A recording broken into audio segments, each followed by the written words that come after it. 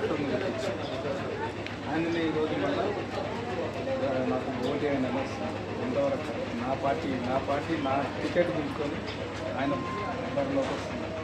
అని గమనించి నాకు ఓటు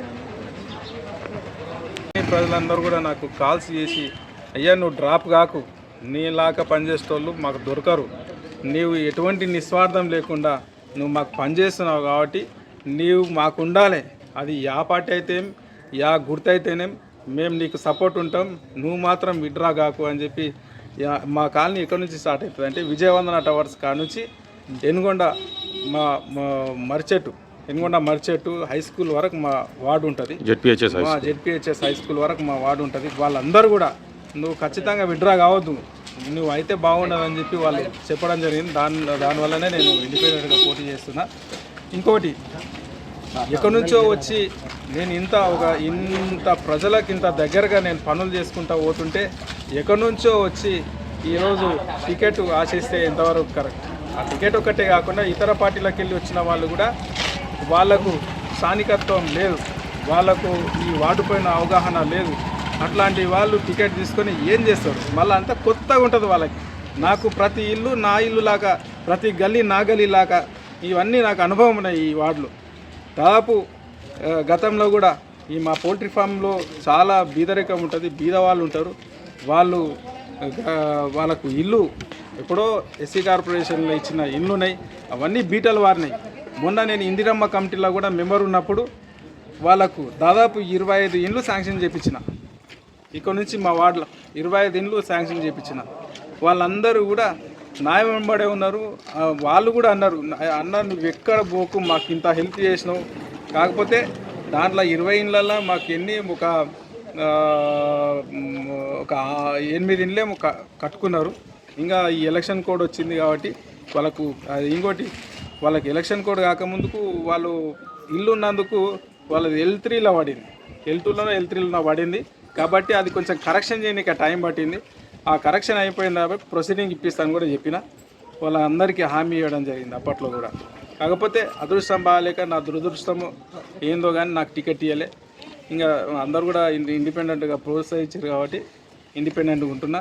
ఈరోజు ఇక్కడ వచ్చి పోటీ చేసే వాళ్ళకు మా వార్డు ప్రజలు ఎవరు లేరు. వీళ్ళున్న వాళ్ళంతా నా వార్డు వాళ్ళే, మా యూతే.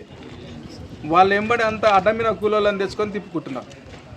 ఈడ ఉన్నోళ్ళు నా ఎంబడి స్వతంత్రంగా తిరుగుతున్నారా, నీ ఎంబడి ఉంటాం, మేము ఎట్లా గెలువో చూస్తాం, వాళ్ళు ఎక్కడికి వెళ్ళో వచ్చిండ్రు, వాళ్ళకి ఎట్లా మేము చేస్తామని చెప్తున్నారు. ఇది సార్ స్టోరీ. ఇది ఎంత జరిగింది. మీరు ఫైనల్గా మీరు ఈ వార్డు ఓటరు మహాశయులకు మీరు నెక్స్ట్ గెలిచిన వెంబడే ఇంకా ఏమున్నాయి పనులు, ఇంకా ఏం చేయాలనుకుంటున్నారు, ఓటర్లకు ఏం హామీ ఇస్తున్నారు? సార్, మా వార్డులో మురికినీటి వ్యవస్థ చాలా దారుణంగా ఉంది. డ్రైనేజ్ సిస్టమ్ చాలా దారుణంగా ఉంది.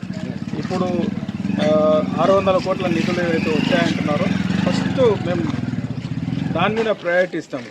మా 600 కోట్ల నిధులతోనే మా వార్డుకే దాదాపు మాది లాంగ్ చాలా ఉంది కాబట్టి, మాది డౌన్లోకి ఉంది కాబట్టి ఫస్ట్ మురుగునీటి వ్యవస్థను నీట్గా అవి ఎక్కడికక్కడ వెళ్ళిపోయేటట్టు ఫస్ట్ ఇక్కడ దాదాపు 3-4 కోట్ల వరకు ఇక్కడనే పెట్టించుకునేటట్టు ప్రయత్నం చేస్తాం, కొట్లాడికి ప్రయత్నం చేస్తాం.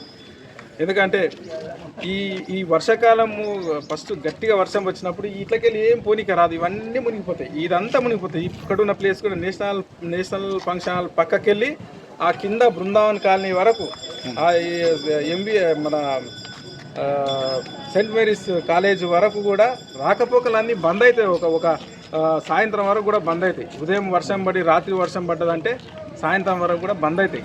ఫస్ట్ ఈ వ్యవస్థను నా కోరిక ఏంటంటే ఈ వ్యవస్థను ఫస్ట్ కరెక్ట్ చేయాలి. దాని తర్వాత రోడ్ల సమస్య. రోడ్లు ఫస్ట్ అండర్ గ్రౌండ్ సిస్టమ్ చేసుకున్న తర్వాత, అండర్ గ్రౌండ్ ఎందుకు అంటున్నానంటే మా ఈ గల్లీ నేషనల్ గార్డెన్ ఫంక్షన్ హాల్ ఈ ఏరియాలో చాలా ఎప్పుడో లేఅవుట్ ప్రకారం కాకుండా, డిటిసిపి లేఅవుట్ల ప్రకారం కాకుండా చాలా కచ్చా లేఅవుట్లు చేసి చిన్న ఇరుకిరుకు గలీలు నీళ్ళు ఎందుకు ఫ్లోగా వెళ్ళిపోతలేవు అంటే మెయిన్ అది కారణం. కాబట్టి మేము అండర్ గ్రౌండ్ సిస్టమ్ ఇక్కడనే ఎక్కువ నిధులు పెట్టించుకొని ఇది చేపించే ప్రయత్నం చేస్తాం. దాని తర్వాత సీసీ రోడ్లు వేసుకుంటాం. ప్రతి గల్లీకి సీసీ రోడ్లు వేసుకుంటాం.